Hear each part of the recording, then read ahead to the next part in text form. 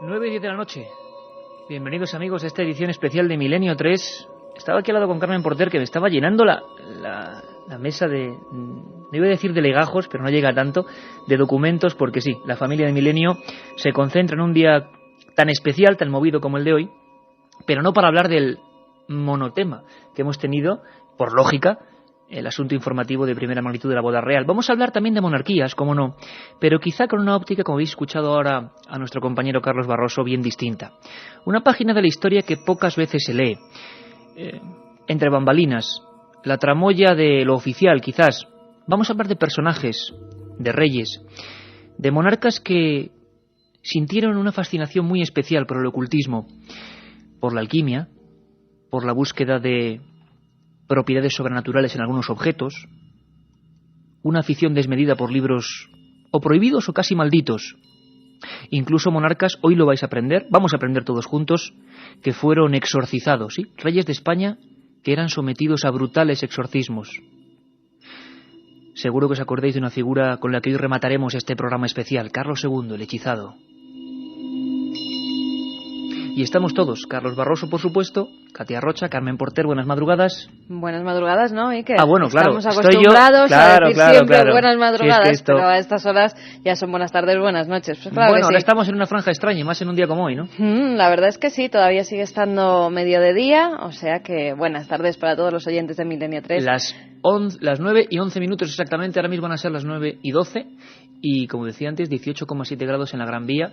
La falta de costumbre, ya sabéis, ayer mismo estábamos hablando de extraños sucesos en las carreteras, y hay un tema más histórico, pero no por ello menos interesante y menos enigmático, que ¿verdad, va, Carmen? Al contrario. Además, cada vez que te metes en la historia, y sobre todo de estos monarcas que vamos a ver durante el progreso del programa, veremos las curiosidades que hay en torno a ellos, en torno a las monarquías, a lo que hacían, a los legajos que consultaban. Hablabas tú antes de papeles que tenía por encima de la mesa. Pues sí, ellos consultaban legajos, los traducían, y sobre todo me ha sorprendido la afición que tenían a la alquimia, al esoterismo y a todo lo que es el ocultismo en general. La alquimia que era una arte que ellos practicaban, o al menos si no practicaban, pagaban a algunos viejos maestros alquimistas para que incluso se concentraran en lugares como el Escorial. Yo, como digo, vamos a aprender, yo el primero, muchas cosas. Un viaje hacia el otro lado del mundo de las monarquías, la conexión. Por cierto que además tenemos hoy una invitada de excepción. Van a pasar muchos por este programa, muchos historiadores, investigadores, expertos en contar y describir la historia, pero sobre todo me gustaría centrarme en una persona que acaba de escribir un libro que de verdad os recomendamos, El archivo del misterio, de Editorial Edad, la autora Marra y Bueno, Magos y Reyes, el ocultismo, menudo subtítulo, el ocultismo y lo sobrenatural en las monarquías. Y desde luego que este programa no tiene ningún tipo de anhelo de ser herético, ni mucho menos. Vamos a contar cosas rotundas, con datos, con cifras, con elementos, con nombres y con apellidos. Cosas que son parte de esta historia, de este país tan peculiar y de estos monarcas no menos peculiares. Marra y Bueno es doctora en farmacia, ha hecho muchas obras. Vamos a recordar esta noche algunas de ellas, esta tarde-noche algunas de ellas, pero íbamos a centrarnos especialmente en Magos y Reyes, porque además, Carmen, en esas líneas que ya están abiertas, sorteamos 3 ejemplares de este Magos y Reyes de Edad. Eso es, y que líneas abiertas ya en el 7640, palabra clave, milenio, espacio y lo que vosotros queráis. También seguimos atendiendo a los mensajes que nos hablan de la alerta OVNI del 25 de junio, que estamos recogiendo todos sus números, dónde van a estar, qué grupos se van a formar. Informaremos también nosotros, por nuestra parte, pues de los grupos que se van a concentrar en las distintas provincias y cuál de nuestros colaboradores estará con ellos por si quieren unirse pues a esa noche mágica. Bueno, porque además hoy estamos de 9 a 11, por lo tanto la última media hora de hoy entraremos de nuevo en esa fase de la alerta. El 25J es la gran fecha, más de 1.500 grupos de personas que van a estar observando el cielo en los 5 continentes. Vamos a mandar hasta un mensaje al espacio. Va a haber muchísima gente como una gran pantalla humana de detección, y el fenómeno OVNI va a ser lo de menos. Lo importante va a ser la mágica noche de comunicación. La radio es capaz de hacernos mirar en un mismo sentido. 25J y S7640, tanto para el libro de Marra y Bueno, Magos y Reyes, como para que nos digáis dónde vais a estar esa noche que tenéis que estar unidos con nosotros, con la magia de la radio, con Milenio 3.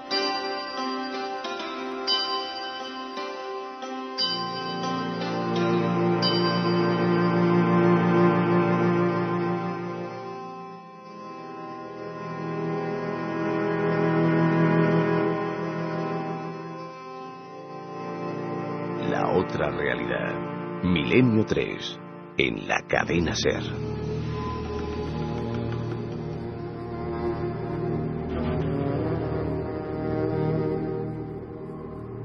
A Marry Bueno, yo en este mismo libro la identificaba con un personaje casi de aventuras, porque nos lo imaginamos siempre, no lo imaginamos, es que es verdad, entre esos legajos que decía Carmen, sacando, indagando, escrutando con la lupa de la historia algunos hechos que no son muy bien conocidos y que son apasionantes.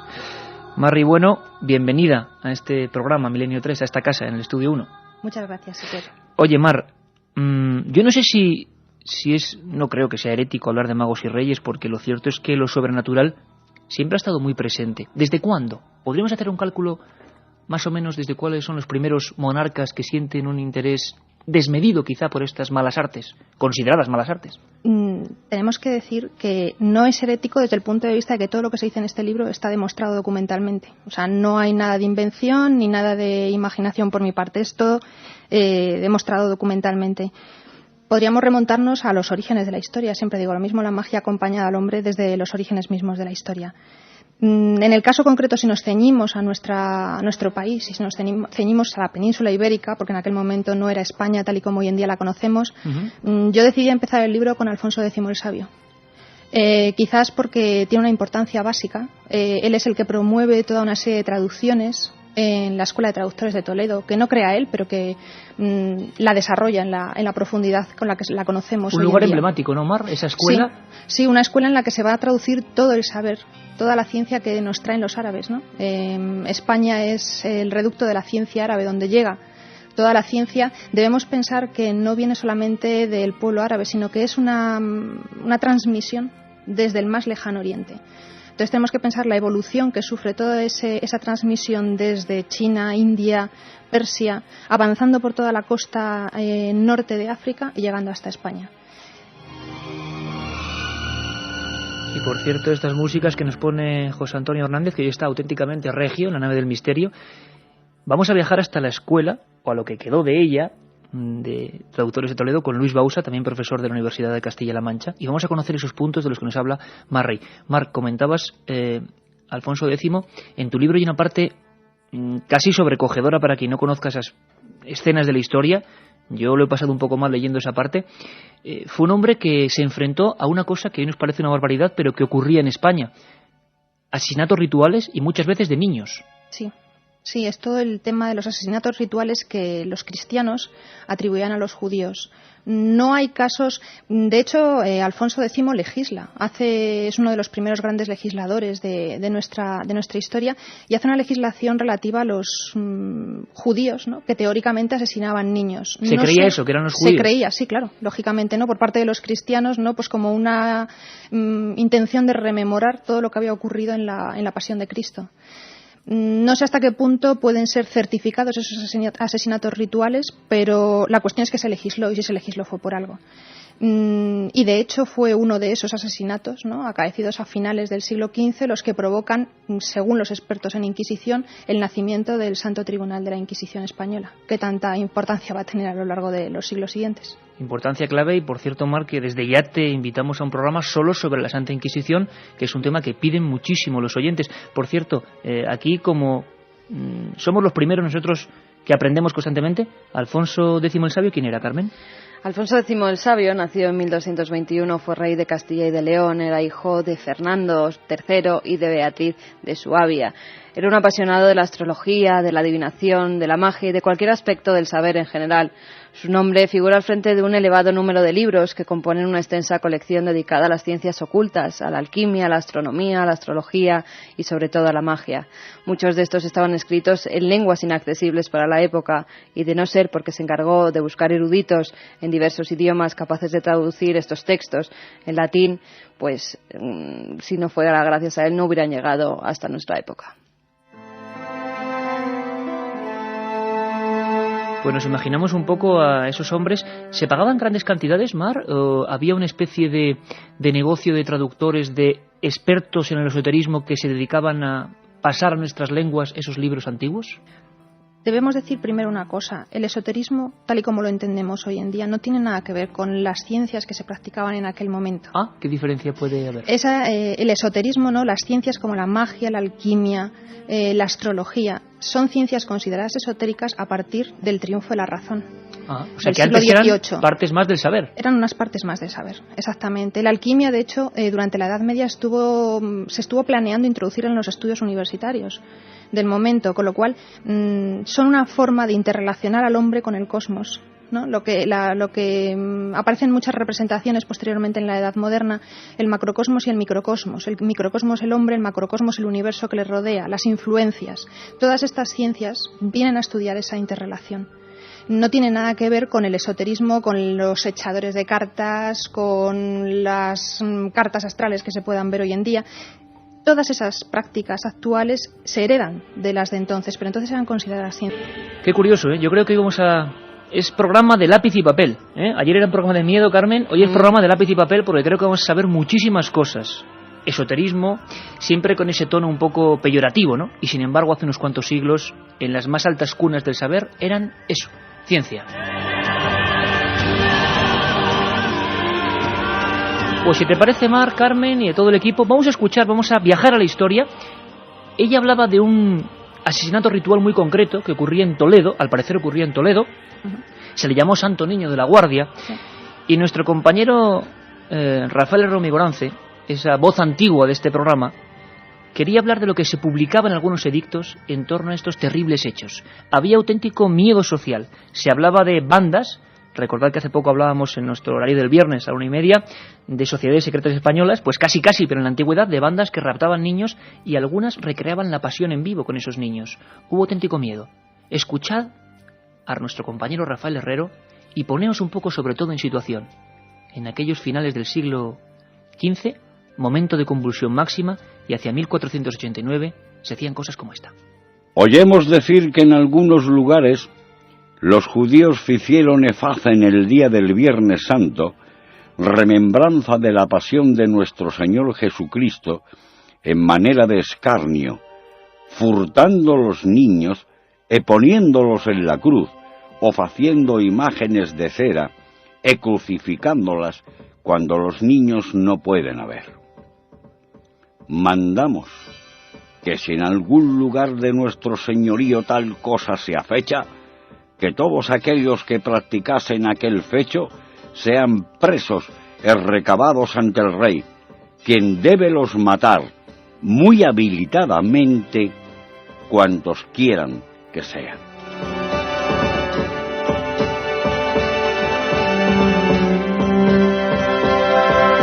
Pues ya nos están llegando muchas preguntas a 7640, palabra clave, milenio, y lo que queráis. Ya sabéis, podéis preguntar sobre el tema que tratamos hoy, el misterio en las monarquías, y también decirnos dónde vais a estar ese día 25 de junio.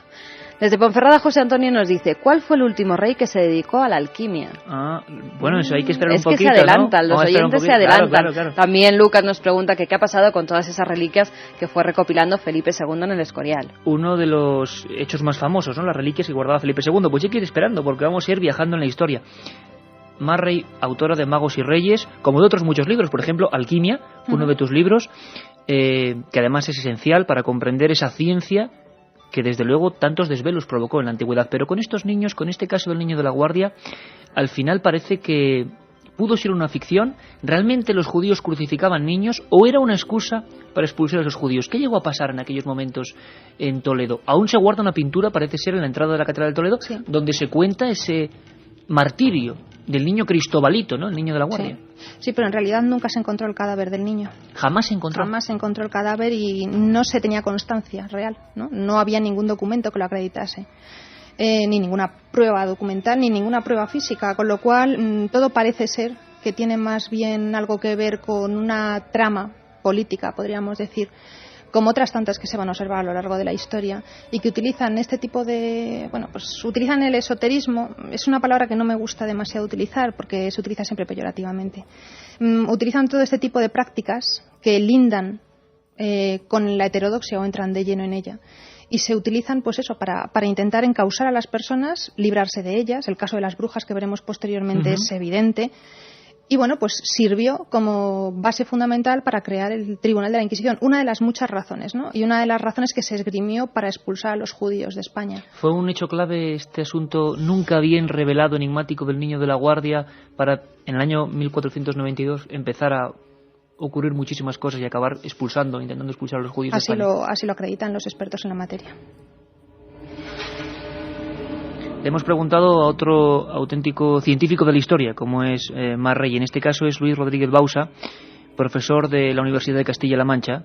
Nos intenta meter en materia de esa historia que, si vemos en el libro de Mar los grabados, nos quedaremos absolutamente asombrados. Son varios hombres, claro, dibujados y caracterizados con unas facciones pues realmente terroríficas y abriendo prácticamente en canal a ese niño, brazos en cruz, en las afueras de Toledo. Escuchamos a Luis Rodríguez Bausa.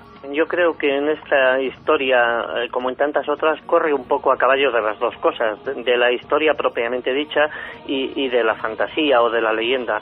Fundamentalmente porque el original de ese proceso no se conoce, porque está perdido. Todo este proceso y posterior canonización del Niño de la Guardia surgió casi de una forma legendaria, pero a raíz de un proceso de la Inquisición que nadie vio. Existe una especie de copia manuscrita de algo que se escribió en el año 1887, pero el proceso del que vamos a hablar en los minutos siguientes tuvo lugar a finales del siglo XV y comienzos del XVI, con lo cual pasaron ya demasiadas centurias como para dar veracidad y marchamo de autenticidad a aquel proceso. Mar, ¿por qué se hacía esa especie de recreación? ¿Era simplemente un escarnio, como leían aquellos edictos en la voz de Rafael Herrero, o había un auténtico componente ritual? ¿Se utilizaban esos corazones, si es que se extraían de verdad, si ocurre de verdad, para algún motivo posterior? ¿Había una ciencia brujeril en aquella gente o no? Teóricamente, no, las brujas, los hechiceros, los magos, toda esta gente no utilizaba, además aparece descrito en todas las recetas, utilizaba sangre de niños, corazón de niños. Una de las acusaciones que se hace a las brujas es esa, que cogen niños pequeños y los asesinan en los aquelarres. O sea, ¿por qué niños pequeños?, se preguntará la gente. Porque son niños inocentes, ese es el asesinato de inocentes, ¿no? Es lo que siempre se busca. Quizás haya que rememorar y buscarlo dentro de la simbología cristiana, pues en la caza de inocentes, en la persecución de inocentes, matanza de inocentes de Herodes. Si nos remontamos, los expertos en la materia lo remontan a otro tipo de ideas, ¿no?, que van mucho más atrás de la tradición judeocristiana, ¿no? Esa es la vinculación fundamental. Lo cierto es que haya proceso o no haya dudas de que fuera una maniobra política de gran envergadura para acusar de magia ritual a estos grupos judaicos. Los culpables fueron quemados, y vaya que se fueron quemados. Sí. Escuchamos a Luis Rodríguez Bausa. Pues al entrar en una iglesia, pues para cumplir con la misa dominical, el libro donde llevaba oculto la hostia consagrada empezó a iluminarse, eso le delató, es prendido y después de llevarlo ante la Inquisición y bajo la tortura confiesa. Y cuando confiesa da los nombres y apellidos de 8 compañeros más. Así que el proceso finalmente acabó, salían en la plaza del Mercado Grande de Ávila, eran quemados, algunos vivos y otros después de aplicarles garrote vil, un total de 9 judíos acusados de judaizar y de este infanticidio. Hablamos de una época muy concreta. Para aquel momento, Mar, ¿qué libros básicos o importantes o que pudieran guiar a la gente en las malas artes, vamos a llamarlas así entre comillas, para entendernos, había publicados o traducidos? ¿O cuáles eran del interés de algunos monarcas ya en aquella época? Hablamos de final del siglo XV. En magia, concretamente. En magia lo que se empiezan a traducir son los libros de invocaciones, lo que empiezan a publicarse. No es una publicación muy directa, más bien viene a ser notas, cuadernillos manuscritos que circulan de mano en mano. O libros, ¿no? Es una caracterización muy típica. Libros impresos en octava. En octava es pues la mitad de una cuartilla para que pudieran ser guardados en bolsillo. No hemos inventado los libros de bolsillo. Los libros de bolsillo ya vienen de mucho atrás. Pues porque eran libros muy peligrosos, que si te pillaban con ese libro ibas a la hoguera de cabeza. ¿Había diferentes penas para esos libros de magia y ocultismo? Las penas son siempre las mismas. Son libros prohibidos, van a aparecer en los primeros índices inquisitoriales que empiezan a aparecer a mitad del siglo XVI en España, un poco antes en Europa. Nosotros no hemos creado la censura de libros, aunque también la leyenda negra nos la achaque. Esto ya viene de otros lugares, ¿no? Las penas son siempre las mismas. Libros prohibidos inquisitorialmente. Posteriormente, si te pillan con un libro de esos, Las penas pueden ser dependiendo del libro, del uso que hicieses de ese libro y de las acusaciones que obtuviesen de ti. En este sentido, hay una frase que me encanta y que se me ha ocurrido, la he recordado según estabas hablando de este tema. Me encanta, pero no porque me guste en sí mismo, sino porque es muy explícita. La tortura creó la brujería. Hay una cosa en tu libro, vamos avanzando en la historia, hablas incluso de tratados de ahogamiento en la época de Juan III, ¿puede ser? Sí. Es un... Tratados de ahogamiento. Quizá ahora mismo nadie sepa de lo que estamos hablando, muy pocos. Ahojar, según describen los diccionarios de la época, quiere decir con la visión, la influencia que tenían las mujeres, malas mujeres siempre. En estas historias las mujeres nos llevamos siempre la peor parte, porque siempre son mujeres las que hacen malas artes y malas prácticas, ¿no? Claro, las mujeres son el símbolo del demonio, eso está claro en toda la historia, y sobre todo en la historia cristiana. Estas mujeres, a través de sus ojos, podían inficcionar, se decía, o sea, meter... Inficcionar. Sí, malas sustancias, ¿no? Provocar enfermedades. Ese es el origen de muchas de los que se sigue manteniendo hoy en día, ¿no? Los niños a los que se les cuelga amuletos del cuello, ¿no? Porque normalmente es siempre hacia niños, por ese poder que tenían sobre esos niños inocentes, ¿no? Que no podían defenderse. Entonces, los tratados de ahogamiento son muy característicos del momento y es una creencia que no tiene nada de herética, porque es una creencia común entre filósofos y médicos del momento. Y Mar, por ejemplo, hay en el monarca Juan III, que ¿quién era, por cierto, Carmen? Juan III fue rey de Castilla desde 1406, que nació, hasta 1454. Era hijo de Enrique III y de Catalina de Lancaster. Al morir su padre, su tío Fernando de Antequera actuó como regente hasta 1419, que es él cuando empieza a reinar. Este hombre, del que quizá tengamos mucha menos información a nivel, desde luego, de reliquias y magia, como lo iremos con Carlos V o Felipe II, este hombre, ¿qué tuvo que ver con esa persecución en torno a los ahojadores o a ese tipo de brujerías?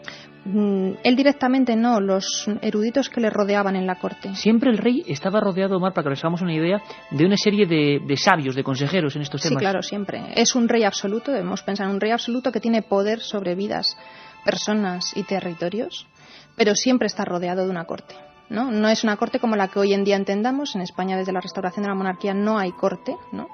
Pero en aquel momento sí, a lo largo de toda la historia, y ha influido muy poderosamente, ¿no? Las personas que rodeaban al monarca. Dentro de esa corte y dentro de los personajes que escriben textos de ahogamiento, nos encontramos con obispos. Hemos de pensar que es una época en la que los ilustrados, las personas que tienen conocimientos, las personas doctas, son siempre personas vinculadas con la Iglesia. No, el alcance de la ciencia no iba más allá, no había muchas personas que pudiesen dedicarse a la ciencia como hoy en día, ¿no? Era un arte reservado a eruditos, normalmente, a personas de alto standing social y sobre todo a monjes. En este caso empiezan a escribirse una serie de tratados y fuera de este vínculo, de esta relación con monjes, encontramos a un personaje fascinante que todo el mundo conoce, estoy convencida, aunque solamente sea por el nombre, que es Enrique de Villena, el falso marqués de Villena. Nunca fue marqués, ¿no? Es un bastardo real, con una formación extraordinaria, con una biblioteca fastuosa. Vamos a dejarlo ahí un momentito, Sí. Vamos a dejar un poquito la incógnita. El mago Villena, o Enrique Villena, un personaje al que dedicas gran parte o una parte importante también del libro, figura clave para entender este mundo de la monarquía y el ocultismo, y en el que nos vamos a sumar. Fenómenos extraños, misterios sin resolver. Milenio 3, en la SER. Katia Rocha, ¿tú sabes quién es Enrique de Villena o no? Pues sí que lo sé. Lo que pasa es que es impresionante porque en el colegio estas cosas nos enseñan, preparando antes la Lo información de comenta alguna Alfonso gente, ¿verdad? X el Sabio, claro. Yo recuerdo que me enseñaron que tenía una biblioteca estupenda y que creó la Escuela de Traductores de Toledo, y gracias a Carmen Porter y al libro Magos y Reyes que hoy sorteamos de la editorial de la Edad, dentro de la colección del Misterio, pues mandando un mensaje al 7640, los oyentes se lo pueden llevar y enterarse como me estoy enterando yo. Bueno, vamos a más rey bueno, Magos y Reyes. Hay que cambiar los programas de los colegios, yo creo. Bueno, a ver, no. Bueno, vamos a lo importante. Hay Hay que un andar oyente con más que te prudencia. pregunta que por qué no le has llamado a los Reyes Magos en lugar de Magos y Reyes. Bueno. Quizá además Sí. evidente, ¿no? Bueno, otro oyente nos dice que le gustó mucho además tu libro de alquimia, que era muy bibliográfico, pero que le gustaría practicarlo y que le gustaría que escribieras una segunda parte. Emma Un dice... momento, Katia, aunque sea muy brevemente, Mar. Alquimia, que es para otro programa desde luego, pero ¿aún hay gente que practica hoy eso de la alquimia? Sí, ¿Todavía hoy? sí. Bueno, pues lo contaremos desde Sí, luego. Un oyente que nos dice que se llama Emma y que cree que todos los seres humanos tienen las mismas inquietudes y miedos, sean monarcas, intelectuales o de otra condición. Buena lección el tema de hoy. Eugenio de Valdemoro nos dice que hay constancia cierta de que Alfonso VI de León y Castilla junto con el Cid abrieron el Arca de Santa de Oviedo. Pues en ese tema... A mí me pilla también, nos ha pillado. Sí, pues bueno, a ver si nos puede mandar pero más que es lo información. bueno de los oyentes, que siempre dan argumentos para seguir indagando y abrir nuevas pistas. Andoni de Valencia nos pregunta que si fueron los Borgia tan oscuros como se cree. Hombre, hoy vamos a hablar sobre todo del tema español, ¿no? Pero desde luego, Mar, habría mucho que hablar de este mismo asunto trasplantado a otros países europeos, ¿no? Sí, por supuesto. Yo he intentado recoger algunos en el libro, pero no todos, lógicamente. Es imposible, habría que hacer una biblioteca. Sí, habría que hacer más libros. Marcos nos pregunta que por favor contar ya cuál fue el último rey que se dedicó a la alquimia. Tengo una cena y no sé si voy a poder quedarme hasta el final del programa. Mar, vamos a ver si... Hay que quedarse hasta el final de Milenio siempre, pero cuéntanos, Mar, ¿el último rey que quizá tuvo pasión por la alquimia, cuál sería? Pasión. El último rey que sabemos que le aplicaron remedios alquímicos, que yo tenga constancia, fue Carlos II. El hechizado. El hechizado. Al que dedicaremos, por supuesto, unos cuantos minutos importantes. Además, de una figura que siempre da una cosa. Para que sepáis, vamos incluso a recordar, ¿te acuerdas, Carmen, lo que nos contaba aquí Paul Nashi? Sí, que me acuerdo una historia además alucinante. Que tiene que ver con Carlos II, ¿no? Y que pasó muy cerquita de aquí. En el castillo de San Martín de Valdeiglesias, con un hombre obsesionado, no por la alquimia, sino por la figura de Carlos II. Mar, tú dedicaste un libro solo a este personaje. Sí, mi primer libro. Que era El hechizado, El hechizado, ¿no? así titulado, sí. Bueno, pues preparaos porque va a haber muchas cosas. 7640, Katia. Los 3 libros, Magos y Reyes, escritos por Mar Rey y editados por la colección de Edad.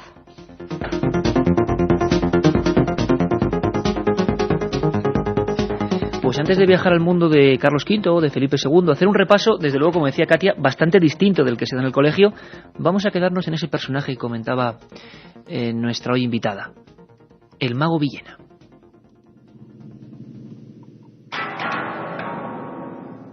¿Por qué lo consideras clave? ¿Por qué es una persona emblemática en todo esto? Pues fundamentalmente porque hizo una compilación de textos fastuosa que lamentablemente muchos de ellos se perdieron. Porque, tras su fallecimiento el rey ordenó que fueran quemados públicamente en una plaza de Madrid.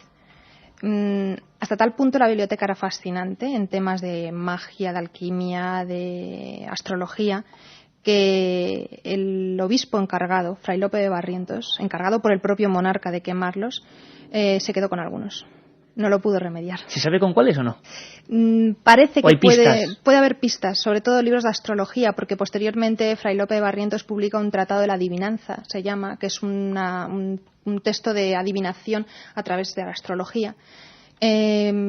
Dicen los expertos que probablemente solamente pudo obtener ese tipo de información a través de los libros que se quedó, de los manuscritos, porque en esa época eran fundamentalmente manuscritos que se quedó de la biblioteca de Enrique de Villena.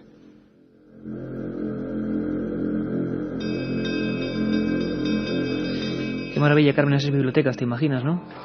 Pues sí, me las Vamos a imaginar. visitar luego la del Además, Escorial. visitando la del Escorial ya la gente se puede hacer una idea. Con los libros al revés. Exactamente, con los libros al revés, para que no se viera pues que los tomos, muchos de ellos eran dedicados a lo que Mar está contando, a la alquimia, a la magia y a cualquier tipo de ocultismo, aunque esté mal llamarlo así. Oye, ¿había bestsellers, digamos, en la época o libros que tenían en estos temas, digámoslo así, un mayor número de lectores, quizá no en ejemplares, por supuesto, obras únicas, pero que motivaban una mayor pasión por parte de los que podían consultarlos, libros más célebres que otros? Sí, mira, precisamente ayer lo estábamos comentando, estábamos dando un curso de los orígenes, la introducción a los orígenes de la química en el CSIC, y comentábamos precisamente este tema. Los grandes bestsellers del momento son los llamados libros de secretos. Libros de secretos, qué bonito. Libros de secretos donde se recopilan secretos de la naturaleza, ¿no? Desde recetas alquímicas hasta todo tipo de prácticas, pues para obtener piedras preciosas, para obtener oro, prácticas vinculadas normalmente con la alquimia, pero también otro tipo muy amplio de prácticas, ¿no? Y de cuál es el mejor momento para cortarse el pelo. Estas cosas que nos cuentan nuestras abuelas, ¿no? Y que tú dices... Tienen una tradición y un origen, ¿no? Claro que tiene una tradición y un origen. Se ha calculado que aproximadamente los libros de secretos, el más famoso, por ejemplo, el libro de secretos de Alejandro Piamontes, Alesso Piamontes, italiano, tuvo del orden de 96 ediciones. 96 ediciones. 96 ediciones. No ya lo pilláramos ahora, ¿eh, Mar? Ya te digo, ojalá. No sé cuántas personas pueden presumir de 96 ediciones. Pocas. Muy pocas personas. Sí, esas son las ediciones. Pues seguimos charlando y en este programa os lo digo, de lápiz y papel. Ya sabéis que Milenio 3 un día es miedo, otro día es asombro y otro día es aprendizaje. Marri Bueno, por cierto, lo hemos dicho antes, pero doctora en farmacia por la Universidad Complutense. Muchos libros, comentaba antes ella El hechizado, su primer libro, Los amantes del arte sagrado, que tenía que ver con la alquimia. Sí. Un libro también muy recomendable. Plantas mágicas, esas plantas que curan y matan, otro tema apasionante. O alquimia. Magos y Reyes va deslizándose por la historia, como dice ella, haría falta una biblioteca, de algunos de los monarcas, tanto que hemos hablado hoy y en estos días de monarquía, y vamos a ver la otra cara. Hay algunos que serían, como decía antes Carmen, un monarca estrella por el que todo el mundo pregunta o siente fascinación o siente más cercanía por el hecho de estar el Escorial muy cerca, es Felipe II, ¿no? Las preguntas sobre Felipe II son constantes. Sí, son constantes, sobre todo porque yo creo que dentro de estos temas es el rey más conocido, sobre todo por sus reliquias, por esa compilación de reliquias que hizo, que decían que llegaba a 7.000, y todo lo que puso en el Escorial referente a estas, incluso cuando murió, que hizo que toda su habitación, incluso las cortinas, en ellas se pusieran todas las reliquias que tenía, y los pináculos. Que a veces eran cosas humanas, a veces eran trozos de eran cuerpos. Huesos, eran claro. Huesos o trozos de cuerpo, hostias que se mantenían incorruptas, hostias sangrantes. Tenía todo tipo de reliquias que había ido pues recopilando, además con una cierta obsesión a lo largo de toda su historia. Y gastando fortunas, me imagino. Y gastando, pues, como bien dices, auténticas fortunas en encontrar las más extrañas. Incluso tiene una que es muy difícil de ver. Junto a su cama tenía una réplica de la sábana santa en pequeñita. Si la gente se fija, porque no se deja entrar a lo que era el dormitorio de Felipe II, pero junto a su cama sí que hay una reliquia como de unos 60 centímetros, muy pequeñita, que imita perfectamente a la sábana santa.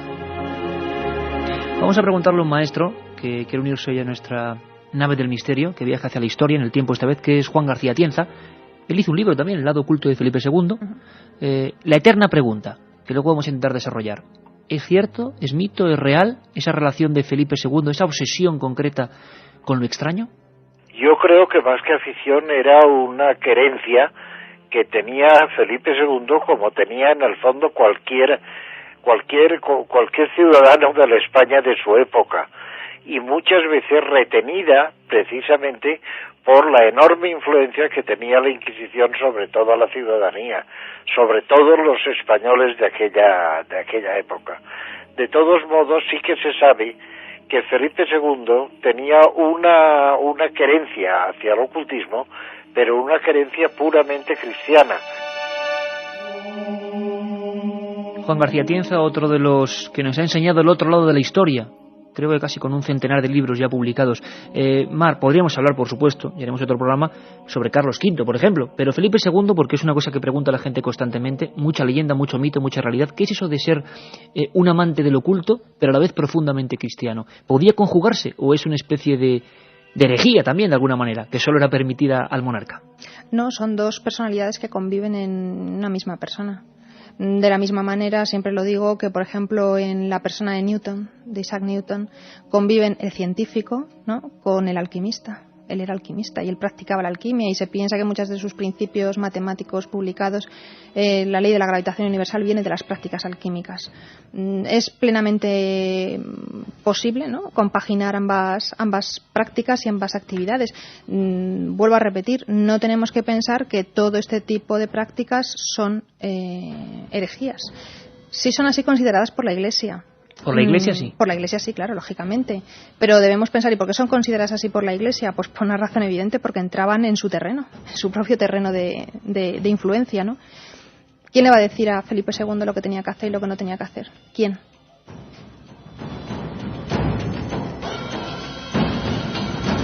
Un hombre también, como nos comentaba antes Mar, rodeado evidentemente de algunos consejeros. Nuestro compañero y amigo Jesús Callejo nos habla de uno de ellos que debe tener también una influencia absoluta sobre el monarca. Le escuchamos. Y él se encargó de recoger todos aquellos libros de magia, de ciencias ocultas, que previamente le había dado la orden Felipe II. Bueno, pues en la Biblioteca del Escorial, que realmente son dos bibliotecas, en una de ellas se verá que aquellos libros, y esa es una teoría bastante sugestiva, y que puede ser verdad, aquellos libros molestos para la opinión pública, molestos sobre todo para la Inquisición, que no querían que fueran conocidos, no se ponían por el lomo, sino que se ponían por la parte contraria del libro, de tal manera que si tú vas a la Biblioteca del Escorial verás que hay muchos libros donde no puedes ver el título de la obra, sino que solo ves pues lo que sería, digo, el canto de la obra solo serían las páginas, sin poder descifrar nunca ni qué autor ni qué obra es. Bueno, pues eso es lo que dice la leyenda negra, que son las obras prohibidas, aquellas obras que no quiso Arias Montano que se destruyeran. Arias Montano, lo ha dicho Jesús Callejo, otro de esos consejeros, bibliotecarios, y que en ese lugar, ese reducto tan extraño que un día tenemos que visitar todos y hacer un programa desde allí, del Escorial, genera una especie de mundo dedicado a la magia, mucho más, o a lo extraño, mucho más de lo que creemos, mucho más de lo que enseñan las visitas oficiales, quizás.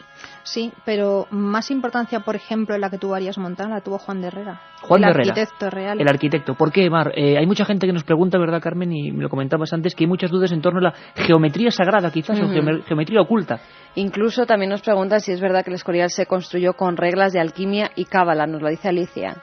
Sí, claro, lógicamente se buscó el sitio apropiado. No está construido el monasterio en el Escorial al azar. Nada se construye al azar, parece Nada ser, ¿no? se construye al azar, y el Escorial mucho menos. ¿Y qué tuvo que ver ahí, o lo que los expertos y los estudiosos como tú, Mar, habéis intentado indagar?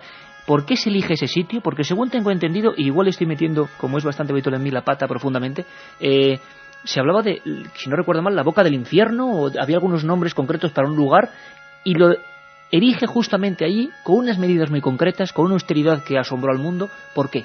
Se dice que es un lugar de poder.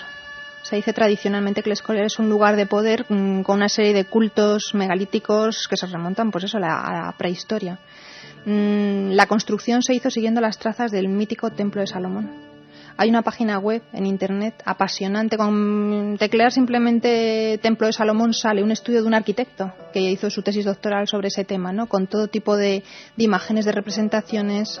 Espectacular. Era una recreación, ellos querían... Sí. Se quería recrear quería hacer eso. Sí, el templo del Templo de Salomón. Y lo rellenó, digamos, de alguna manera de objetos de poder también. Un lugar de poder, digamos, envuelto de objetos de poder. No solo libros, sino ese tema que tú una vez nos ponías los pelos de punta, de algunas reliquias, algunas espantosas. Sí, se decía, lo comenté, me acuerdo, teóricamente el cuerpo de uno de los inocentes de la persecución de Herodes. Se decía que estaba allí el cuerpo de un niño. Un cuerpo de un niño, sí, momificado. Se decía que estaba allí. Hasta ese punto llegaba Felipe II. Sí, hemos de pensar que Felipe II es el rey de la Contrarreforma, ¿no? En ese momento surge la Reforma protestante, él abandera la Contrarreforma, él es el rey católico por excelencia, y claro, debemos pensar que el protestantismo rehuía de todo tipo de reliquias, no quiere saber nada de reliquias cristianas.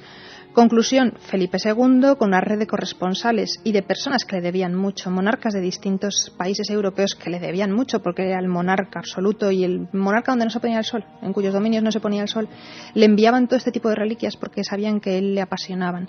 Él construye el Escorial por muchas razones y entre otras hace de él un museo de reliquias, ¿no? Quiere recopilar todas esas reliquias allí. Se recopilan más de 9.000. Más de 9.000. Sí, se conservan casi todas en el momento actual.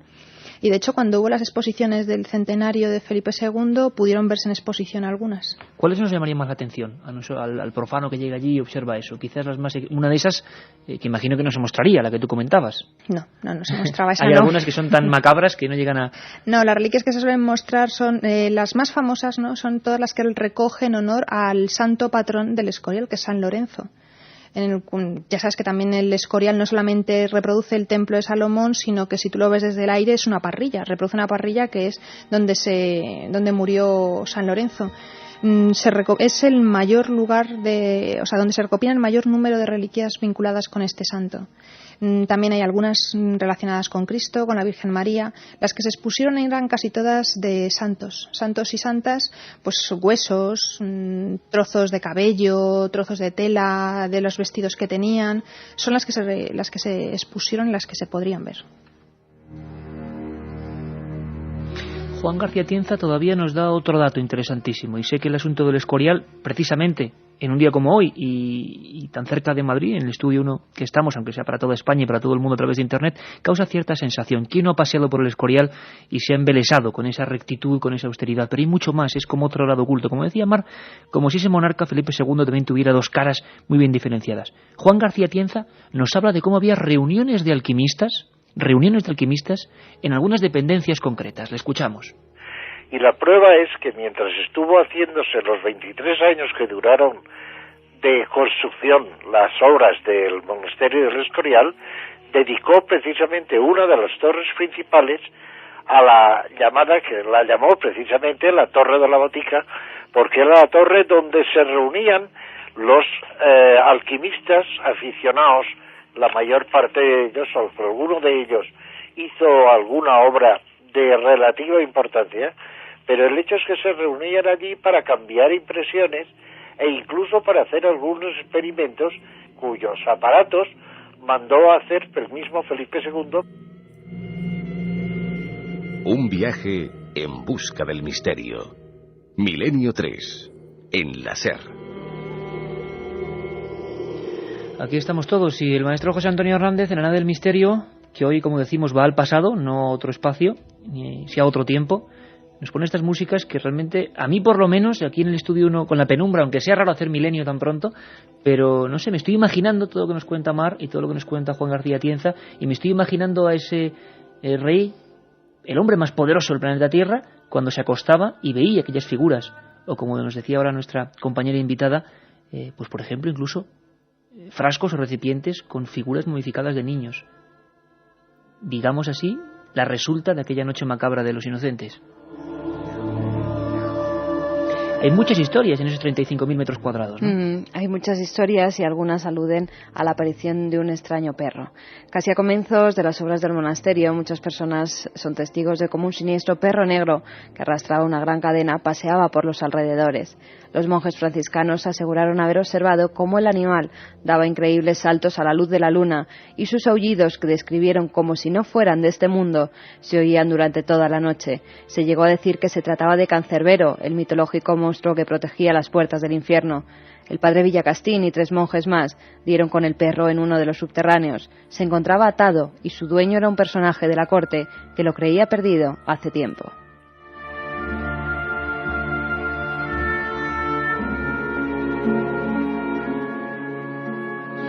El Cancerbero. Por supuesto, en estos lugares también la leyenda. Vamos a seguir en la siguiente hora, por supuesto. Y vamos a hablar de alerta OVNI, dime. ¿Leyenda o verdad? Porque Felipe II, tras ser informado de que se había capturado ese perro, ordenó que lo colgaran de una de las ventanas del convento. Pero lo más curioso es que justo cuando se acabaron las obras del Escorial, otro perro negro, o tal vez el mismo perro negro, se volvió a aparecer. Como siempre, a caballo entre la historia, la ciencia, la leyenda, en todo esto se junta.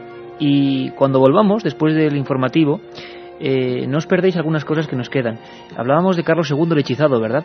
E incluso vamos a hablar no de perros, pero sí de figuras medio mitológicas, medio reales, como el unicornio, que también, ¿verdad, Mar? Motivó 1001 ensueños en esta gente, en algunos monarcas incluso, y unas persecuciones incluso, en busca del unicornio. Era utilizado como medicamento. Era utilizado como medicamento. Sí, uno de los famosos alexifármacos, un medicamento contra el veneno. Contra las ponzoñas, ¿no? Exactamente. Bueno, pues vamos a también ponernos un poco todos de aventureros y si nos acompañáis en este viaje vamos a ir detrás del mítico unicornio. Casi nada. Katia, que ya estás por aquí. Pues sí, hay un montón de mensajes de oyentes preguntando sobre este tema. Raúl de Castellón nos dice que al lado de su pueblo hay un cementerio de brujas, dicen que está maldito y que allí actualmente algunas noches se practica alquimia. Habéis hablado de Carlos II, pero no habéis aludido a una figura tanto o más enigmática, el infante Don Carlos, hijo de Felipe II. Jerónimo de Almería nos dice que por supuesto que se practica alquimia hoy en día. Ellos practican alquimia vegetal, espagiria y nos apasiona, pero es duro tener información. Alquimia vegetal, ¿esto qué es? ¿Algún tipo de variante de la alquimia? La alquimia, para que nos entendamos, tenía algunas bases, digamos, importantes de objetos a los que llegar. Al menos los que no sabemos mucho nos han hablado del elixir, ¿no? De la eterna juventud y la piedra filosofal. Sí. Pero había otras alquimias diferentes. Sí, bueno, lo que se busca en la alquimia tradicionalmente es la transmutación de los metales. Se parte de metales viles, como se les llamaba, y se intentó obtener el oro y la plata. Pero hay una vertiente que es la espagiria, lo que llaman la alquimia vegetal. Espagiria porque se elaboraban aguas destiladas a partir de vegetales que teóricamente tenían propiedades próximas a las de la quinta esencia y que tienen una importancia básica en la medicina de los siglos XVI y XVII. En uno de tus libros, Mar, he llegado a leer incluso que se aplicaban ungüentos o se fundía oro para ser ingerido, para purificar las sangres. Hasta ese punto llegaba la sí. pasión de esta gente. Es el famoso oro potable. Oro potable. El oro potable es uno de los medicamentos más famosos, pero de la historia, ¿eh? O sea, los estudios se remontan a China y llegan hasta el momento actual. Hoy en día se sigue haciendo oro potable. ¿Se sigue haciendo oro potable? Sí, hay gente que sigue utilizando diciendo que utiliza el oro potable para curar incluso cáncer, una cosa bárbara que... Medicina cara, por supuesto. Sí, pero claro, medicina falsa, absolutamente falsa. Alicia, adelantándose a un tema del que vamos a hablar, nos pregunta que si el Escorial se construyó con reglas de alquimia y cábala. Sí, eso lo he comentado antes, Carmen, alquimia y cábala y construcciones muy precisas en un lugar perfectamente destinado para ello. Un poco ya más en la actualidad, Miguel de Zaragoza nos pregunta que si hoy en día se toman decisiones sobre asuntos de Estado practicando, pues esto, el esoterismo. Y también nos preguntan que si el rey Juan Carlos I le interesa la ufología y ya más allá, nos preguntan por los novios, los recién casados. ¿Esta nueva pareja tiene algún misterio que les rodee? Bueno, imagino que es muy pronto, ¿no? Que casi todo esto, Mar, es histórico. No sé si habéis leído, perdona, que decían que el día 22 de mayo no se eligió al azar. Caramba. Según las cartas astrales, yo lo he leído, no tengo ni idea porque de esto no sé nada.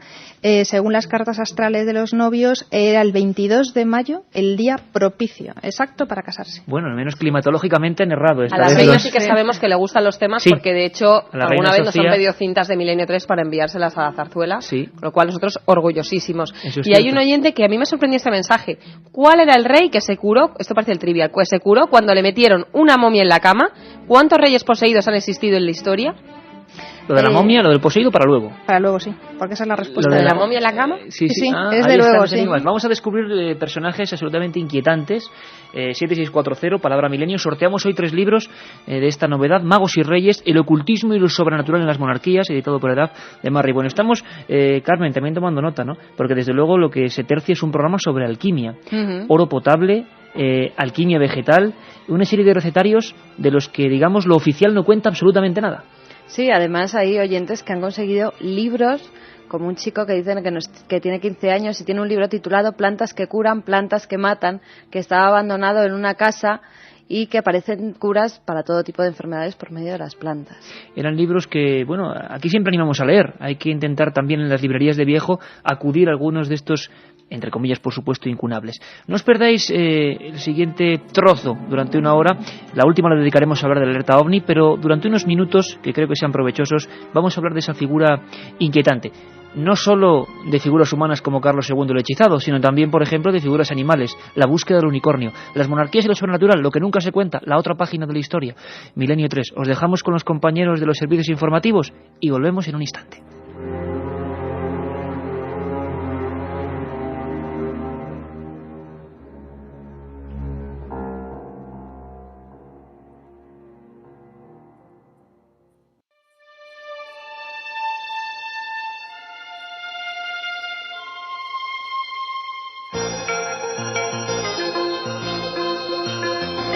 Milenio 3, en la cadena SER, con Iker Jiménez.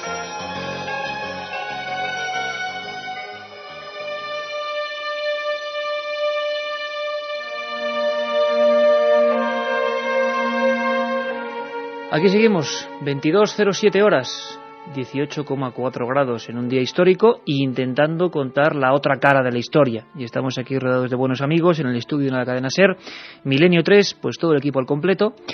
Hemos hablado de un montón de cosas, hemos viajado desde Alfonso X a las persecuciones de brujas de Juan III, hemos hablado de la obsesión por las reliquias de Felipe II, y nos quedan varias cosas por contar, aunque habrá que hacer varios programas, aunque sé que es mi eterna cantinela, pero hablábamos, tú hablabas, Carmen, de un misterioso perro, la leyenda de un perro que se aparecía en el Escorial, lugar clave, y dejábamos pendiente una historia que tiene que ver con la fauna, pero que también tiene que ver con la magia, el unicornio, y tú hablabas, Mar, totalmente seria, de que era un animal perseguido, un animal de fábula o de realidad, y se intentaban buscar sustancias de su cuerno en concreto, para paliar males. Sí, se utilizaba su cuerno en terapéutica. La pregunta es, ¿el cuerno de quién? Porque el unicornio es un animal mitológico. Exacto. Esta es una leyenda que viene desde la Edad Media. Nosotros debemos pensar que tenemos una cultura muy visual. Todo lo hemos visto y todos sabemos lo que significa porque tenemos la televisión. Pero hay que ponerse en la Edad Media, donde no hay libros, los grabados son muy escasos, los dibujos muchísimo más. Entonces son leyendas que cuentan, historias que se cuentan de un animal que existe en la India. Claro, imagínate quién había podido ir a la India, en la Europa del momento también. Un animal que tiene el cuerpo de un caballo y que tiene un gran cuerno en la frente. Lo que se estaba describiendo era el rinoceronte. Pero claro, si tú lo intentas asemejar, dibujar un rinoceronte por una descripción como la que yo te estoy haciendo, pues dibujas un unicornio, es lo más parecido. Ese es el unicornio terrestre llamado, ¿no? El cuerno de rinoceronte, que de hecho hoy en día se sigue utilizando en la India como afrodisíaco. Está perseguida la caza y captura de rinocerontes porque se matan en cantidades impresionantes porque se sigue utilizando como afrodisíaco. En el siglo XVI surge la teoría de que, bueno, no solamente hay unicornios terrestres, sino que también hay unicornios marinos, porque los pescadores irlandeses descubren un animal, un cetáceo marino, también con un gran cuerno. ¿Qué cetáceo es? El narval. El narval, cuyo cuerno, si ahora lo estamos viendo todo, porque este programa hay que pedir un poco de esfuerzo para que la gente vea el tiempo que escucha, pero esa especie de pequeño vallenato, algo así, con una especie de cuerno de unicornio en todo el morro, ¿no? Que dicen que es un diente. Sí, que dicen que es un diente, así helicoidal, muy largo. Se utilizaban, es un medicamento que se utiliza pulverizado, pues diciendo que se utiliza, como te he dicho antes, como alexifármaco contra venenos. También lo que se hacía es que con el cuerno se tallaba y se hacían copas, y se decía que el vino que se ponía en esa copa y que se ingería estaba libre de todo antídoto, o sea, de todo veneno. Yo creo que seguían utilizando a las personas que probaban, los grandes y los poderosos, que eran los que tenían acceso a este tipo de reliquias, pues seguían teniendo su catador al lado, ¿no? Y si el catador caía fulminado por la bebida, daba igual que lo bebieran en el vaso del unicornio, que no nos atrevían a probarlo, ¿no? En el testamento de Felipe II se conservan varios unicornios y que se van manteniendo a lo largo de la familia, porque yo he consultado el testamento de Carlos II y se siguen manteniendo los cuernos de unicornio. O sea que Felipe II, Felipe III, Felipe IV, Carlos II creían en la existencia real y terrena del famoso unicornio.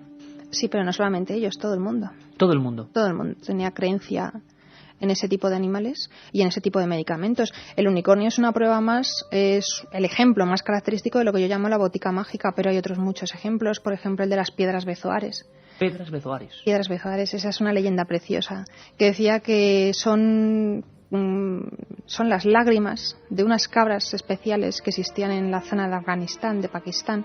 Claro, lugares totalmente inaccesibles, claro, donde nadie podía ir. Claro, ese es el misterio y esa es la gracia, ¿no? Traer medicamentos de zonas muy lejanas para cobrarlos a precios insultantes. Se decía que estas cabras, cuando eran picadas por animales ponzoñosos, por víboras, por serpientes, corrían a un arroyo cercano. Yo siempre digo, las imágenes que yo veo de Afganistán o de Pakistán, pues tampoco es que yo vea mucho arroyo cercano, pero bueno, la leyenda decía que el arroyo estaba cerca. Corrían, se sumergían todo el cuerpo, excepto la cabeza, y lloraban lágrimas de dolor. Y esas lágrimas, esto sí que es un suceso paranormal, en contacto con el agua, solidificaban. Cosa curiosísima, porque lo normal es que se diluyesen. Solidificaban y daban lugar a las piedras bezoares. ¿Qué son las piedras bezoares en realidad? Pues son cálculos que se forman en el estómago de los rumiantes.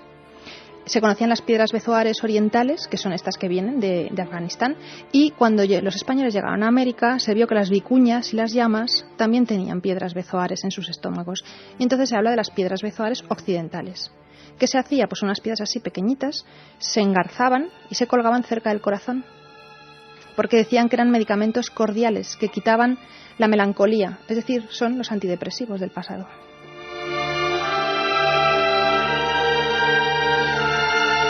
Como buena doctora, Mar nos acaba de dar una pequeña lección del Prozac de hace unos cuantos siglos, ¿no? Realmente nos damos cuenta de que nada es tan nuevo como pensamos, ¿no? Nada. Sino que viene de mucho más atrás.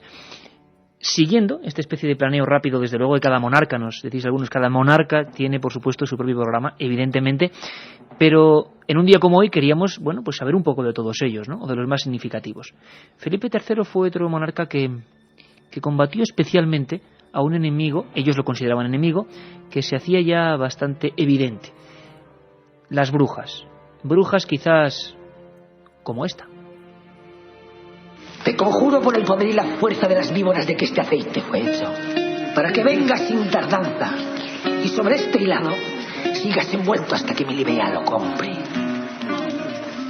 Y de tal manera quede enredada en él que cuanto más lo mire, más te abras y lastimes el corazón con el amor de Calisto, con un amor tan recio y tan sin remedio que pierda cualquier pudor y venga a contármelo todo, a pedirme ayuda y premie mis trabajos y mis recados. Si no lo haces, me tendrás por enemiga mortal. Abriré tus cárceles eternamente oscuras y te heriré los ojos con un rayo de luz.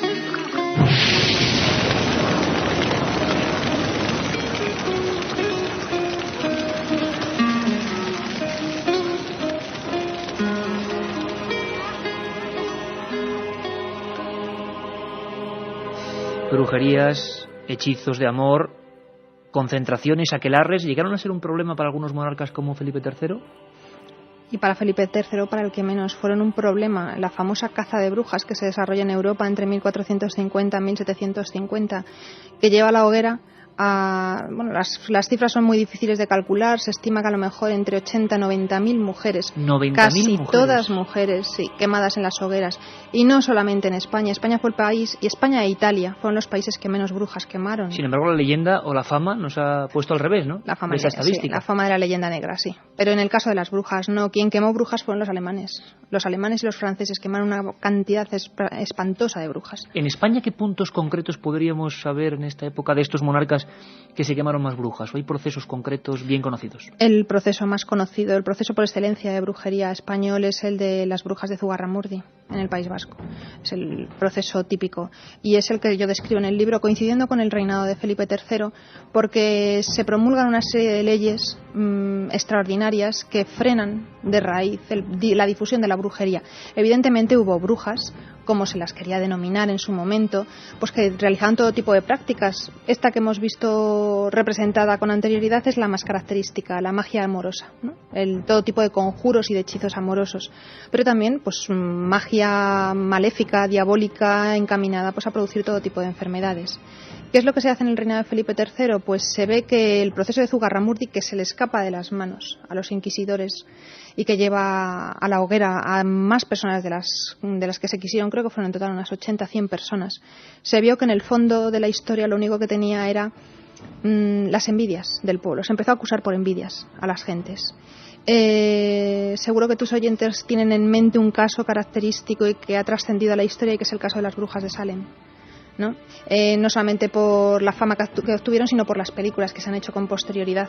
Quemas de brujas, y casi siempre, como dices, menos que ver la auténtica magia que pudieran o no hacer, sino las acusaciones falsas de otras personas. Exactamente.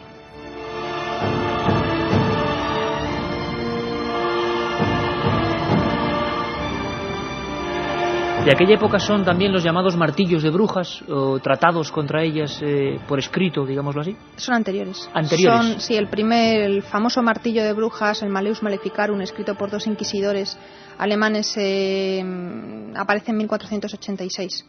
A partir de entonces se empiezan a publicar, este martillo de brujas en los primeros 50 años del siglo XVI, no sé si son también 70-80 ediciones las que adquiere. Son tratados misóginos, terribles, lees unas cosas bárbaras. Y a partir de ahí los inquisidores empiezan a publicar manuales en los que se dice cómo perseguir a las brujas, cuáles son sus características y cómo llevarlas a la hoguera.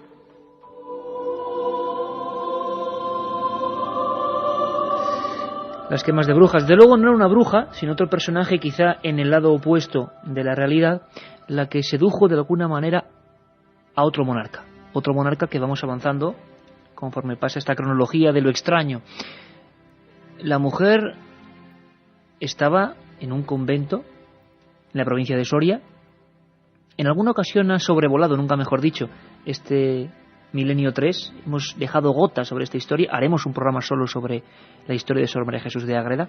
Pero fue una persona absolutamente, dicen, clave en la mentalidad y quizá en la sobrenaturalidad de el pensamiento de Felipe IV. Hablamos de una monja muy especial.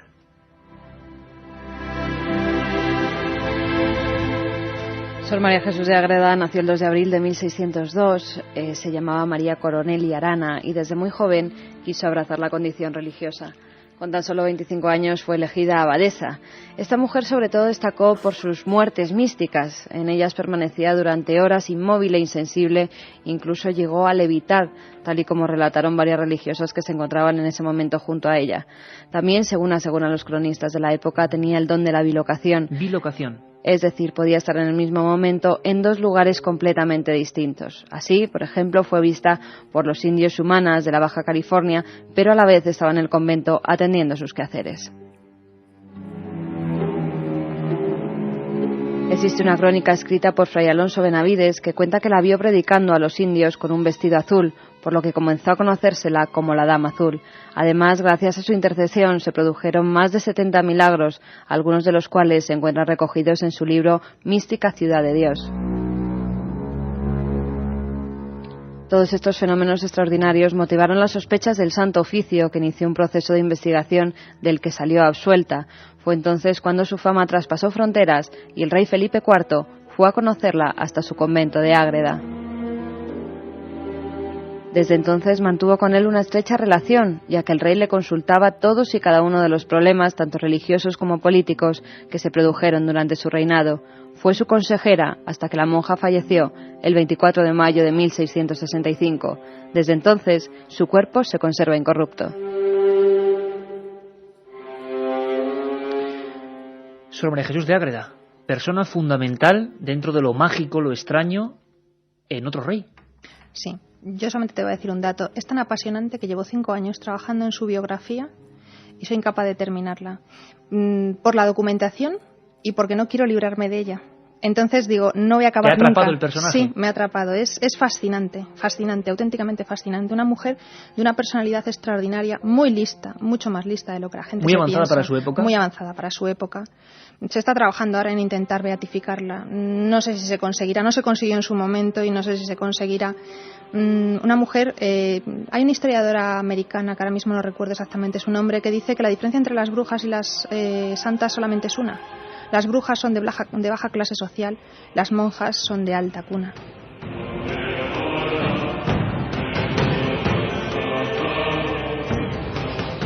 Por supuesto, y ya sabes, Mar, que esto es para otra historia, y Javier Sierra también tendrá mucho que contarnos, y nuestros amigos, porque nosotros hemos viajado también a ese convento.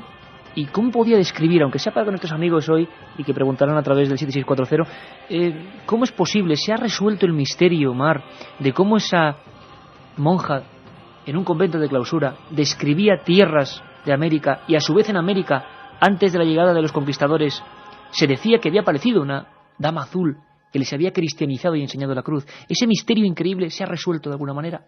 No se ha resuelto.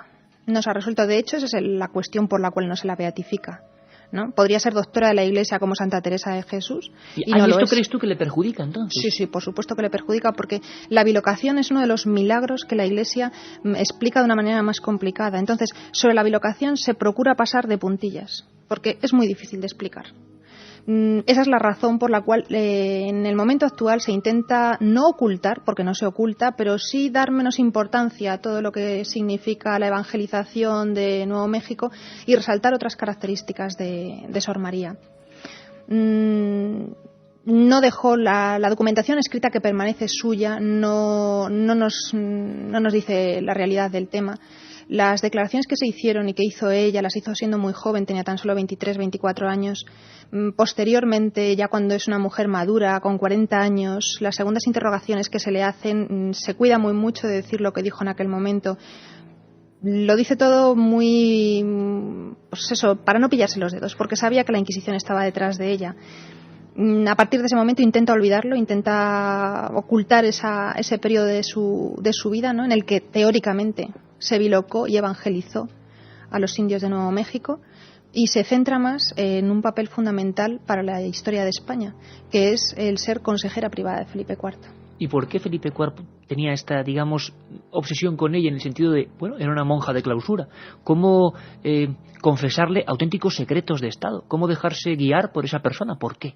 ¿Por la fama de esos sucesos paranormales, de esos hechos extraños? Esa fue la razón por la cual él fue a visitarla. Hemos de pensar que también un monarca, Felipe IV, que ahora también nos puede parecer que no tiene mayor trascendencia, pero que en su momento fue llamado el Grande. No Felipe IV, sino Felipe el Grande. Eso es indicativo de su importancia en el contexto europeo. Se desplazó en persona a visitarla, a su convento de clausura.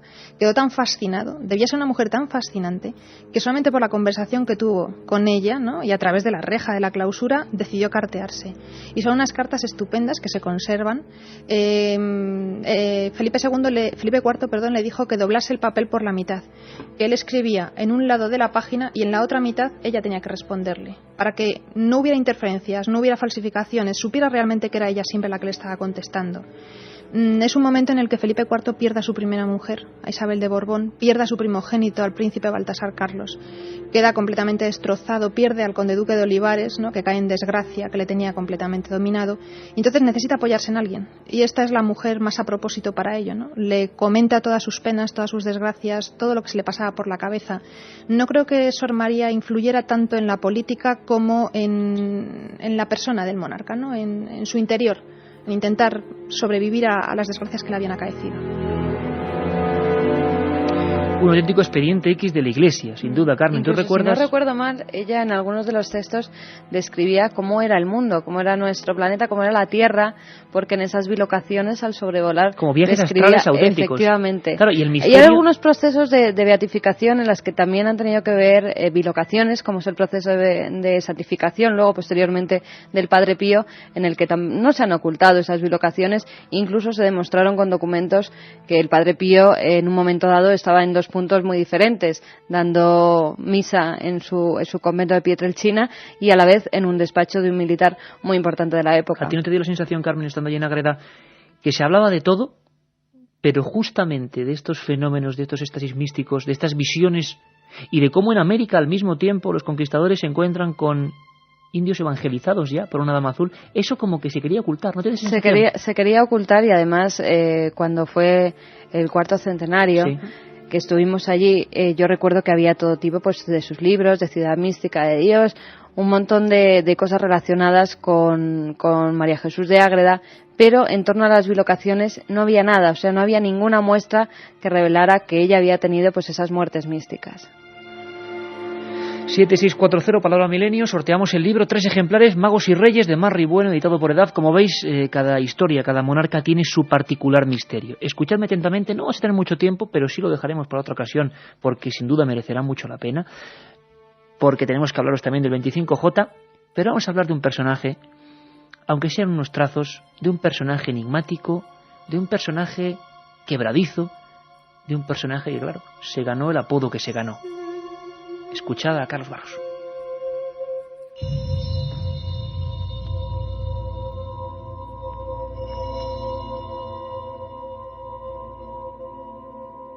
Carlos II pasó a la posteridad con el sobrenombre del hechizado. De apariencia física quebrada y mirada huidiza, el monarca vivió obsesionado por su aspecto, convencido de que había sido víctima de una terrible maldición. Durante aquellos años, y ante la incapacidad para conseguir un sucesor, los rumores fueron apoderándose de la corte, y tras ellos llegaron legiones de curanderos, exorcistas y magos, personajes de la más variada estofa, que realizaron 1001 conjuros a aquel hombre atormentado, que representó una de las páginas más extrañas de la historia de nuestra monarquía. La otra realidad. Milenio 3. En la cadena SER.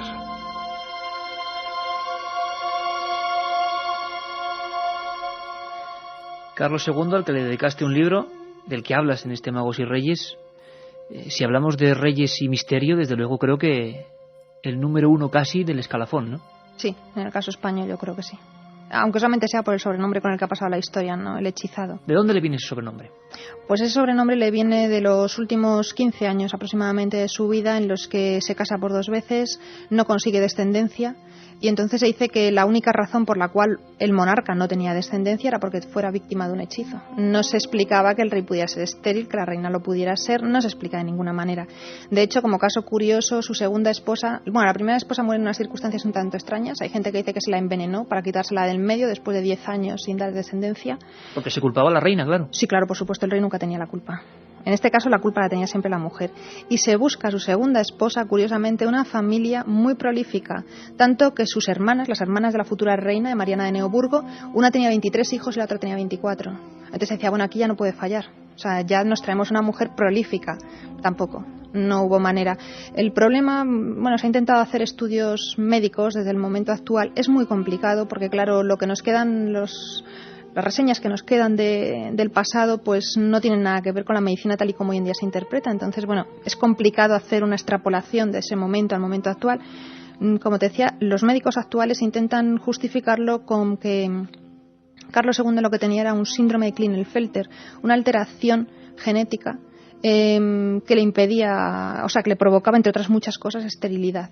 También se dice que bueno, que el problema era pues los matrimonios endogámicos que se habían ido produciendo. La consanguinidad de la que él provenía, ¿no? Sí. Su aspecto, para quien, bueno, todo el mundo conoce, imagino, y ahora está viendo el cuadro típico de Carlos II el hechizado, pero el aspecto llamaba la atención, ¿no? Sí, no es habitual que los pintores de cámara hagan retratos tan fidedignos como el que hizo Claudio Coello. Hizo un retrato que, vamos, su aspecto, la cara, al menos, te demuestra que no tiene nada que ver. No es que fuera una persona demente, ni una persona, bueno, pues con un síndrome de Down, porque no lo era, pero sí que se denotan, ¿no?, las características propias de la dinastía a la que pertenece, de la rama de los Habsburgo, sobre todo el prognatismo, la mandíbula tan sobresaliente, hasta tal punto que le impedía cerrar la boca. ¿Le impedía cerrar la boca? Sí, no podía cerrar la boca. Eso, añadido a la imposibilidad de dejar descendencia, generó una obsesión que se tradujo incluso, y lo escucháis bien, en auténticos exorcismos de los que hay documentación, de los que hay textos, exorcismos a un rey en el que a veces el rey y la reina tenían que participar. Estremecedor, exorcismos que eran leídos de esta manera. El rey ha consentido con gran facilidad que se autorice al fraile para conjurar la brujería, pero se quiere persuadir también a la reina. La ceremonia será horrible. Sus majestades habrán de ponerse en cueros y el dominico revestido de ropas sacerdotales. Les pronunciará los exorcismos de un modo infame, tras lo cual, presente el exorcista, se comprobará si el ligamen ha desaparecido o no. ¿Desapareció el ligamen mágico o hechizo, Mar, o no? Si es que lo había, claro. A lo mejor no todos tus oyentes saben lo que es el ligamen. El ligamen o ligadura, el hechizo de ligadura que suponía incapacitar al hombre, así descrito en los textos, para el acto sexual, así se decía. Teóricamente, este es el hechizo que se le practica con su primera mujer, con la reina María Luisa de Orleans, sobrina de Luis XIV. Afortunadamente para la corona, en ese momento, a los pocos meses, muere María Luisa de Orleans. Entonces dice, bueno, pues ya está, no tenemos que hacer nada más, vamos a buscar a esta princesa prolífica alemana y vamos a traerla. Las cuestiones se empiezan a reproducir, las habladurías se empiezan a reproducir a los 3-4 años de matrimonio con esta nueva reina, cuando se ve que no hay forma humana de que dé un heredero a la corona. Y entonces se vuelve a hablar de exorcismos. Y se mandan exorcistas de Europa incluso, ¿no? El más famoso quizás, Fray Mauro Tenda, que era un capuchino italiano, que también practica todo tipo de rituales. Dice que no está hechizado, o sea, que sobre él no existe un hechizo. Debemos que entender que para contrarrestar un hechizo había que hacer un contrahechizo. Y eso solamente lo podía hacer un hechicero. Es una guerra de magos. Sí, exactamente. Entonces, este capuchino italiano dice que lo que en realidad le ocurría al rey es que estaba endemoniado. Entonces, claro, poseído por el demonio. No que él estuviera, no como un poseído como podamos imaginarnos, pues con el exorcista en la película de La niña del exorcista, no, sino que le incapacitaba para la procreación, para tener hijos, y le provocaba todo tipo de enfermedades. De ahí que se diga que lo que hay que practicar sobre el monarca es un exorcismo, y ahí es donde entra él, porque el exorcismo solamente lo podía practicar un sacerdote, un exorcista.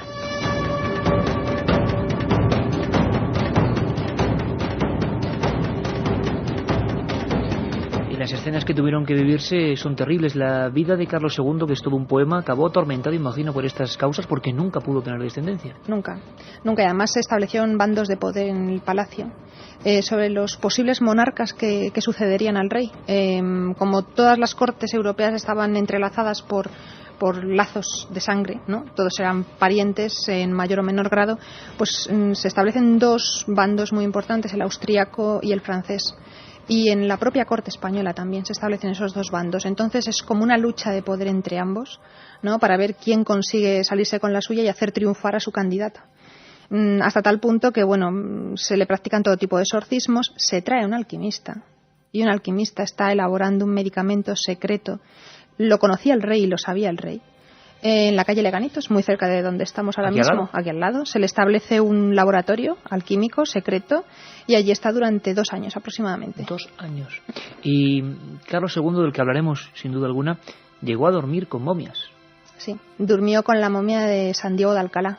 San Diego de Alcalá, que bueno, era un fraile que había vivido en Alcalá de Henares, con mucha fama de santo, de hacer todo tipo de curaciones, pero que era un simple franciscano, que su fama de santidad, ¿no?, y de hacedor de milagros fue utilizada por Felipe II con su hijo, con el príncipe Don Carlos del que hemos hablado. En el príncipe Don Carlos, que ha comentado también uno de tus oyentes, no tiene tanto que ver la vertiente que él tuviera como ocultista o como mago o como aficionado a todos estos temas, ¿no?, sino la leyenda negra que se le ha achacado. No tiene nada que ver. Pues bien, curó al príncipe Don Carlos y entonces Felipe II, que tenía muchísimo poder, como ya hemos hablado, consiguió que se le canonizara. En cuestión de 2-3 años se le canonizó. Y desde entonces se convirtió en el santo familiar de los Austrias. Y en una de las enfermedades, uno de los momentos claves de la vida de Carlos II, cuando piensan que se muere, en el año 96, él se muere en el 1700, es en ese momento cuando se trae la momia de San Diego de Alcalá y se le pone en su cama y duerme con ella. Increíbles historias, la cara oculta de las monarquías, la cara que no se suele contar y que, como vemos, a veces puede tener las auténticas claves. Vamos a despedirnos de nuestra invitada Marri Bueno, autora, repetimos, de Magos y Reyes, el ocultismo y lo sobrenatural en las monarquías, que desde luego recomendamos a todo el mundo, con una noticia que tuvo que ver con hasta qué punto gente puede obsesionarse no con la magia, sino con un monarca. Carlos II siempre tiene una pátina, el hechizado. E incluso influyó en algunos extraños y macabros sucesos ocurridos en Madrid, de gente que estaba obsesionada con su propia figura. Nos lo recordaba hace ya 2 años, parece mentira, Carmen, hace 2 años que empezábamos esta andadura, hoy programa 202, nos recordaba un mago del cine español, del mago no de la alquimia, sino del celuloide, que lo pasó muy mal rodando algunas películas en el castillo de San Martín de Valdeiglesias, porque allí había un hombre, un tal Ganza, que tenía el gusto de pasear con felinos y que su máxima obsesión era Carlos II. Todo su hogar estaba reflejando la efigie de ese hechizado. Vamos a recordar lo que nos decía hace 2 años Paul Naschy. Pero sí que ocurrió algo realmente extraño cuando ese castillo pasó a manos de un personaje muy, muy curioso que en principio no dejaba rodar y que al final a nosotros, por ejemplo, nos dejó rodar y dejó rodar algunas películas más. Este personaje de repente aparecía vestido de militar, de un militar como de húsar y cosas así. Vivía con una leona. Yo tuve una escena que parece increíble, pero esto es auténtico y fue testigo toda la película, que es que me encerré en un salón con él, con la leona. Y empezamos a hacer brindis a Don Carlos el hechizado. En fin, una cosa muy extraña. Era un personaje muy extraño, tan extraño que daba un poco de repelús, ¿no? Entonces se dijo y se decía que allí se habían hecho misas negras, que se había jugado, que se había empleado la ouija, y francamente era todo tan tétrico, todo lo que rodeaba a este hombre, que era para podérselo creer, ¿no? Paul Naschy, hablándonos de un hombre que quería casi entrar en contacto con la efigie y que se creía prácticamente reencarnado ni más ni menos que de Carlos II el hechizado, y convirtió su castillo en una especie de panteón recordatorio, ¿no? Pero hubo sucesos extraños en los que entraremos en profundidad, pero que acabaron con un extraño suicidio también delante de ese cuadro, ¿no? Efectivamente, Iker. Juan Fernández Ganza era un millonario que era el propietario del castillo medieval de San Martín de Valdeiglesias y fue hallado muerto el 22 de octubre de 1985 en su cama con un orificio de bala en la cabeza y un revólver en la mano. Este hombre, que era conocido como el señor del castillo entre los vecinos del pueblo, era sobre todo llamado por su pasión por el ocultismo, el alcohol y los leones, con el que, como decía Paul Naschy, llegó a vivir incluso en ese edificio. Los vecinos aseguraron que en el edificio se celebraban todo tipo de orgías y rituales, sesiones en las que se invocaban los espíritus y que siempre se celebraban en la sala de armas. Incluso en algunas de esas sesiones llegó a invocar al espíritu de Carlos II como personaje clave en toda su vida, ¿no? Efectivamente. Se dice también que utilizaba la ouija para mantener todo ese tipo de contacto con los espíritus y que él creía que en alguna de las ocasiones sí que había mantenido contacto con Carlos II. Acostumbraba a pasear por las calles de San Martín sobre uno de sus caballos, perfectamente uniformado, con botas de montar, con gorra y con fusta.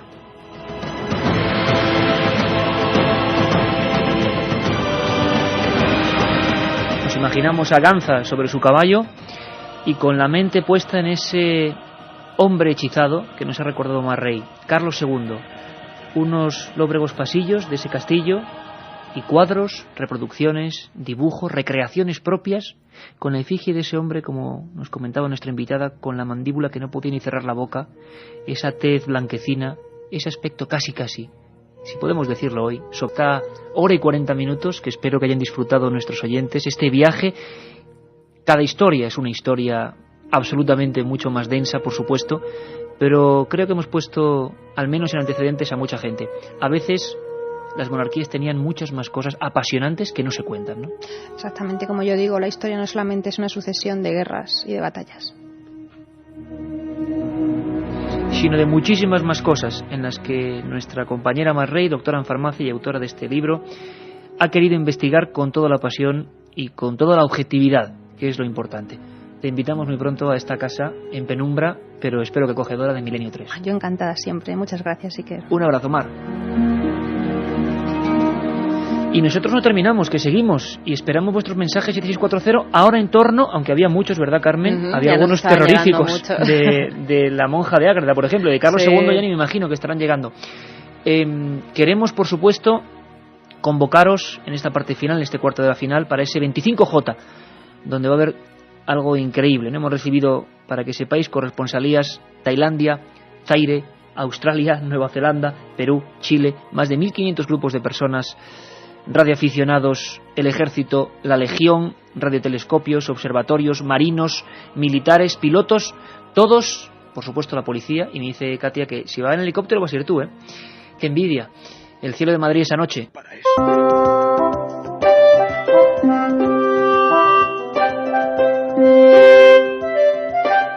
25 de junio, alerta 2004.